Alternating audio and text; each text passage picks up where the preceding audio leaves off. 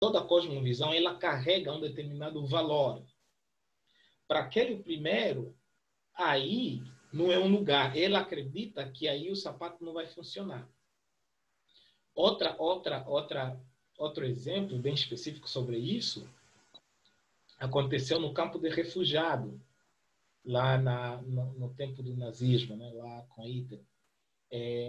Um missionário foi visitar o campo de refugiado e quando ele passava, ele ouviu os choros de bebê deitado no lixo. Quando ele foi ver, era um bebê e foi jogado no lixo. Ele pegou aquela criança, como era um campo de refugiado, e estava toda ensanguentada, acabava de ser nascida aquela criança, ele pegou aquela criança e saiu à procura e conseguiu encontrar a mãe, porque ele havia acabado de dar luz.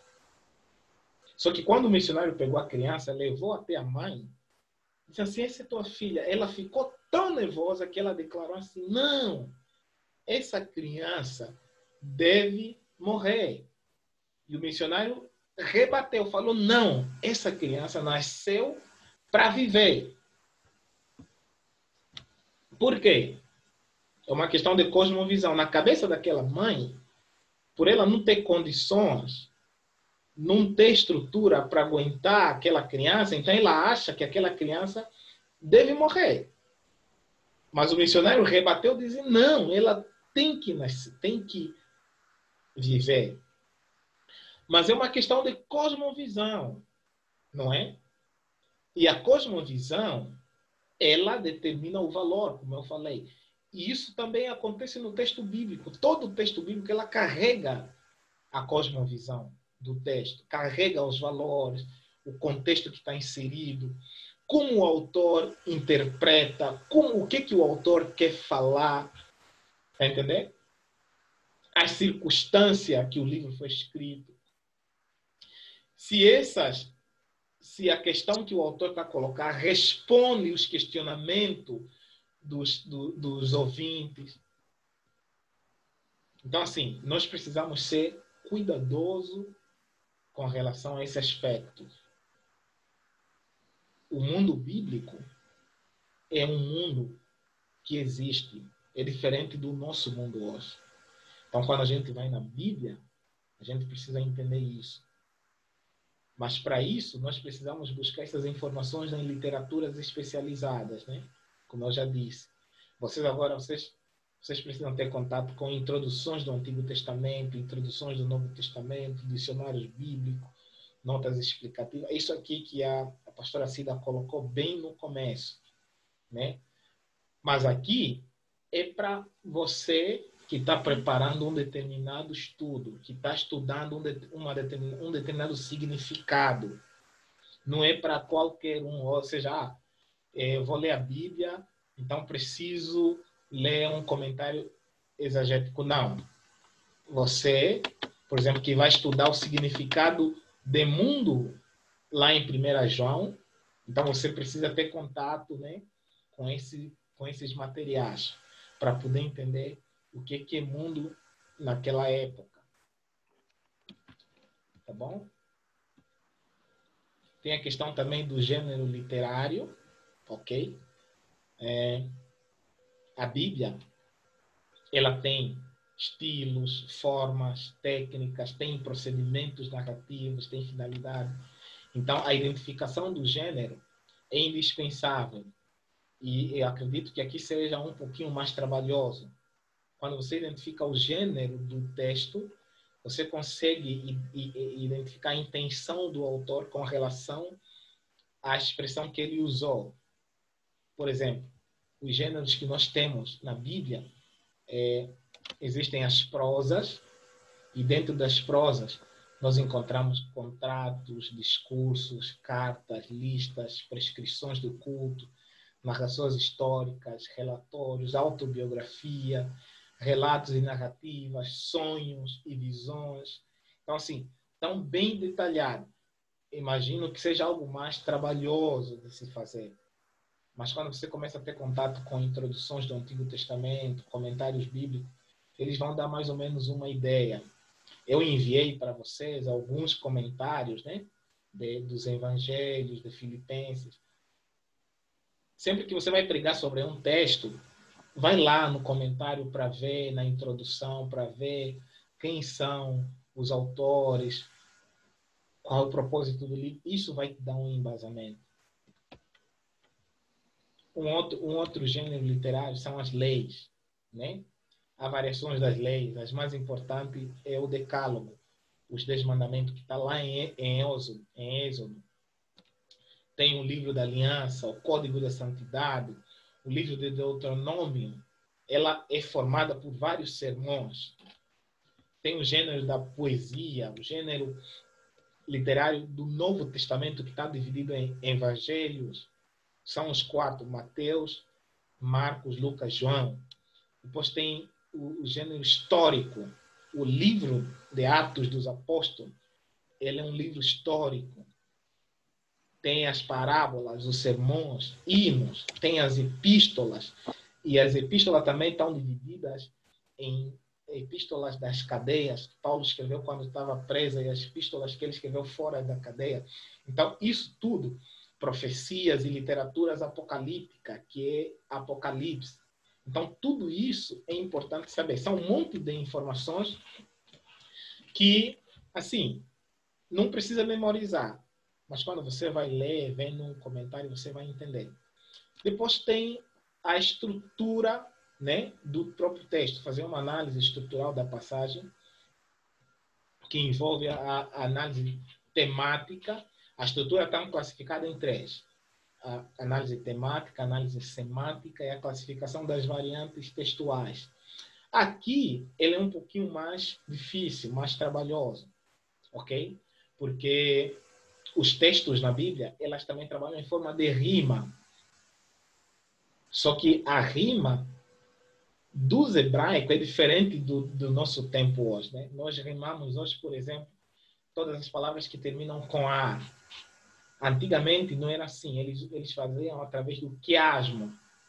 Ok? Por exemplo, Salmos 1. Bem-aventurado o varão que não anda segundo o conselho dos ímpios. Ele vai falar o que você não pode fazer. Ok? Não andar segundo os conselhos dos ímpios, não deter na roda dos escarnecedores, nem se assentar na roda dos escarnecedores.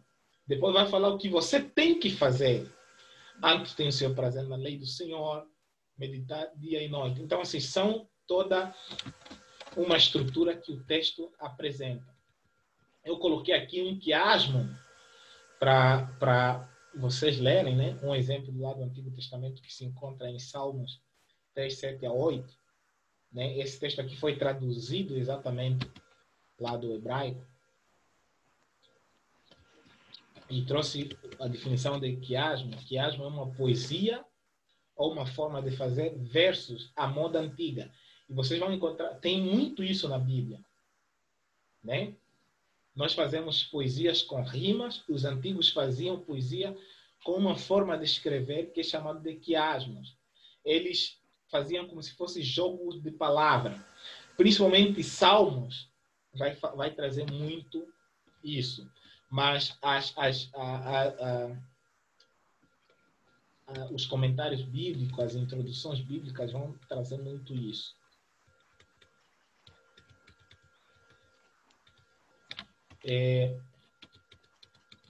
O último ponto, que é o contexto bíblico. Né? O contexto bíblico, análise da passagem relacionada com o restante da Escritura. A maior dificuldade que temos com a mensagem bíblica é a intertextualidade. Isto é, a relação entre a mensagem do Antigo Testamento e o Novo Testamento. Então, vocês precisam também ter muito cuidado, ter um olhar mais clínico com relação a isso. Né? O Antigo Testamento, ela foi escrita antes. Na sequência, vem o Novo Testamento. Porém, o Antigo Testamento ela precisa ser interpretada à luz do Novo Testamento. Porque todo o texto do Antigo Testamento, eles apontam para Jesus. Tanto o Novo Testamento aponta para Jesus. Então, assim, algumas questões no Antigo Testamento, a gente precisa ter muito cuidado a interpretar. Por exemplo, hoje existe uma discussão sobre o dízimo.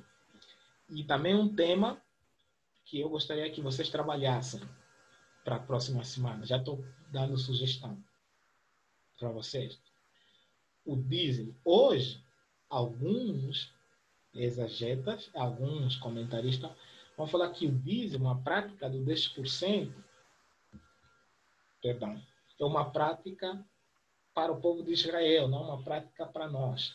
Outros vão falar, não, é uma prática tanto para eles quanto para nós. Mas isso é uma questão de interpretação. O Novo Testamento, ele não fala nada sobre dízimo, a palavra dízimo. Ok? O Novo Testamento, ele vai falar sobre dar com generosidade. E Paulo vai trabalhar isso muito forte. Paulo vai falar assim, se os antigos, eles tinham essa obrigação, quanto mais nós que estamos no tempo da graça, em que Cristo nos trouxe a salvação, nós poderíamos ser mais generosos. Ou seja, Paulo, ele vai te desafiar a você não ficar simplesmente nessa prática do 10%. Paulo vai falar que a gente pode dar mais, mas o importante mesmo é a intenção, a generosidade do teu coração. Esse é um estudo também, né? É uma questão que está em debate aí. Para mim, está ultrapassado. Está ultrapassado porque eu, pessoalmente, acredito no dízimo, na prática do dízimo, tanto no Antigo Testamento quanto no Novo Testamento. Porque o que nós podemos aprender? É que as igrejas, antigamente, elas dependiam do dízimo, das ofertas. Malaquias vai falar, trazei todos os tesouros na casa do Senhor, para que haja mantimento. Ou seja, os levitas da igreja, eles viviam daqueles mantimentos que entravam. Tudo que se fazia na igreja, eles viviam daquilo. Quanto mais nós vivemos num tempo, por exemplo, no nosso contexto, a igreja precisa pagar, o pastor precisa pagar TVA, precisa pagar um monte de coisa. E essas coisas vêm através do dízimo. Então, assim, para mim isso está ultrapassado. Mas esse é o contexto bíblico-teológico. O contexto bíblico-teológico já é aplicação. É aplicação do texto. Ok? Este princípio foi chamado pelos reformadores de analogia da fé. Se aparentemente uma passagem difícil e obscura permite interpretação estranha à teologia evangélica, ele entra em conflito com outra passagem mais clara, de fácil entendimento. Então, a interpretação mais coerente deve ser adotada. Primeiro, analise a passagem relacionada com a teologia bíblica. Eu trouxe aqui um termo que foi definido pelo dicionário do Beckel. Ele fala assim, o estudo da Bíblia que procura descobrir o que os autores bíblicos sobre direção divina creram, descreveram e ensinaram no contexto da sua própria época. A teologia bíblica é uma tentativa de articular a teologia que a Bíblia contém através do modo como os seus autores escreveram nos seus próprios contextos. As Escrituras vieram à existência no decurso de muitos séculos. Ok? Elas foram escritas em 3 diferentes línguas e numerosas formas, gêneros literários. Portanto, exige-se de um estudo analítico que conduza a um entendimento sintético para se alcançar seus temas sobrepostos e suas unidades subjacentes. A teologia bíblica trabalha para chegar a uma visão geral, sintética, coerente, sem negar a natureza fragmentária na luz que a Bíblia lança sobre certos assuntos. e sem menosprezar tensões que possam existir à medida que diferentes temas se sobreponham, tais como misericórdia e juízo de Deus, lei e graça. Claro, são temas mesmo polêmicos. Porém, a Bíblia, tanto o Antigo Testamento quanto o Novo Testamento, eles têm mensagem unificada. Como eu disse, o Antigo Testamento aponta para o Novo Testamento. Então, precisa-se analisar a teologia do texto.